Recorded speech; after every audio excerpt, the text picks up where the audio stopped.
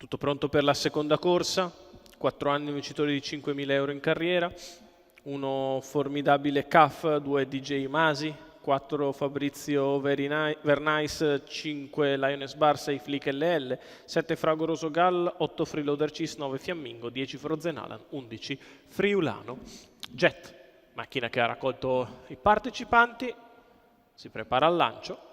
Eccomi. Partiti. È veloce dall'esterno Flicka LL che prova ad andare al comando insieme a Lioness Bar, i due scavalcano o provano a farlo DJ Masi che tiene le punte di dentro a Lioness Bar, le rientra con l'imbocco della prima curva, al largo Flicka LL che prende in mano e cerca posto in corda e lo trova alle spalle di DJ Masi. Numero 4 Fabrizio Very Nice, squalificato. Ha sbagliato Fabrizio Very Nice, si sistema seconda alla fine Lioness Bar che riesce a parcheggiare avanti a Flicka LL.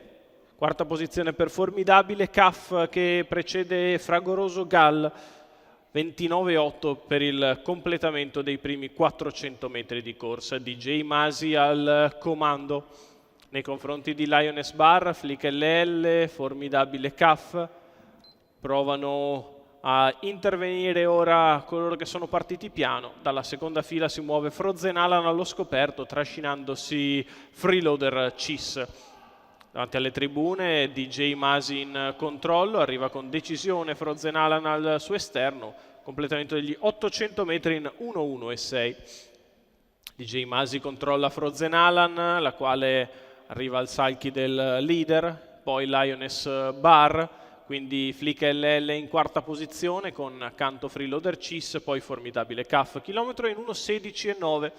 DJ Masi continua a controllare le operazioni della posizione d'avanguardia. Squalificato. Finita la curva prova a rilanciarsi Frozen Alan, in corda Lioness Bar, poi Flicka LL e ancora Freeloader Cis, la retta di line 15:3, 1:32:2, numero 1.200 di gara. Fragoroso DJ Gall, Masi sempre in vantaggio in controllo, all'esterno Frozen Alan che prova ad andare all'attacco, in corda Lioness Bar stappata per imboccare l'open stretch a velocità maggiore possibile. DJ Masi ora deve accelerare, Frozen Alan al suo esterno, in corda è Lioness Bar, DJ Masi si difende, Frozen Alan ci prova ma DJ Masi controlla fino in fondo, viene a vincere per il doppio di Robert Gramüller da trainer, questa volta Roberto Vecchione in salchi, i colori della scuderia Holzaffel.